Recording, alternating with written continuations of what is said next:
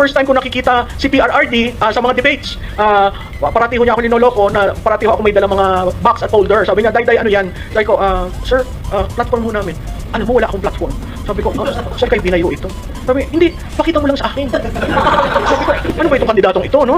Pangalawa namin pagkikita, nahiya naman ako sa kanya kasi, sir, nakabarong ho lahat ang aakyat sa stage. Ganun ba? Hindi ba maganda itong suot ko? Hindi, sir. Sa Pangasinan ho yun. Nagpabili siya ng barong sa palengke. Tapos sinanap niya ako. Sinabi pa niya kay Jojo Binay, asan yung may dala parati ng yung plataforma mo daw? So sabi ni Jojo sa akin, bakit alam na plataforma? Isa tinatanong, ikinukuha. Ganun ba? O di tinawag ako ni Jojo. Ito si Malu. Di formally nagkakilala kami. Doon sa debate sa Pangasinan. Sabi ko, sir, ba't mo ako hinahanap? Papakita ko sana yung barong ko. Suot na niya. Tapos sabi ko, sir, parang kita ko yung kamisa chino nyo. Ay, hindi ba ito maganda? Sir, si Mayor Jojo ang daming dalang barong. Si VP Jojo ang daming dalang barong. Ganun ba? Bakit to? Kasi yung barong niya lampas, mahaba. Tapos yung t-shirt niya, di ba, pag sa barong nakikita, tapos naka-maungo siya. So sabi ko, sir, ibaba mo yung t-shirt mo para hindi, ganun ba? May ganyan-ganyan. Alam mo naman sa amin, wala kaming ganyan-ganyan. Sabi ko, sige. Pagkatapos, sir, huwag mong i-roll yung barong. Bakit Makati? Kasi sir, cheap yung binili mo. Hindi ba kakatihin ka kung galing sa palengke?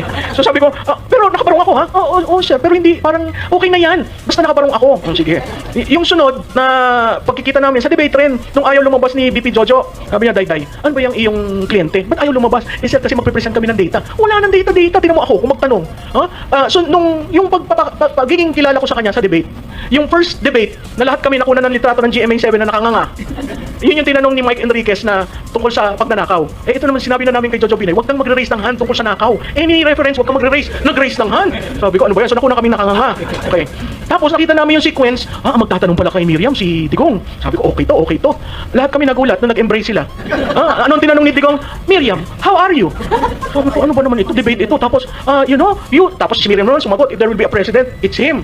So lahat kami nakaganon. Sabi ko, naghanda pa naman kami ng rebuttal. Nung nagtanong na si Miriam sa amin, matindi. Sabi namin, after nung debate, sabi ko sa kanya, sir, anong magic mo? Bakit ganon? Wala, kayo ng aral. Di mo ako, ganyan lang ako. Tapos kay Grace, yung medyo nahulog kami sa tanong niya, kung alas 3 na madaling araw at may pumutok, anong gagawin mo? Lahat kami nagtinginan. Sabi ko, ano ba ito? Magaling ho siya. Kasi street smart and he can think on his feet. So sabi ni Jojo sa akin, kasi kinuha ako for debate preparation. Sabi ko, sir, talo na tayo dito. Hindi, Malu, talo na ho tayo dito. Bakit naman? Tinan mo, sir, ha? Ganito si Makati, ganito si Davao. Parehong LGU. Parehong mga mayors, angkor. Naku, nakita ko namin sa survey namin, unti-unti kami nahuhulog. Tapos yung linya na unti-unting tumataas, si Duterte. So sabi namin, ano ba namang style nito? Tinapon niya ang playbook sa pananamit, sa pagiging kandidato, sa panliligaw. Talagang tinapon niya. Tapos wala naman siyang pondo sa ads. Di ba? Lahat nasa social media. Tapos, alam mo niyo what broke our back? It was the BGC rally. Kasi sa BGC, late na siyang dumating, hinihintay siya ng tao.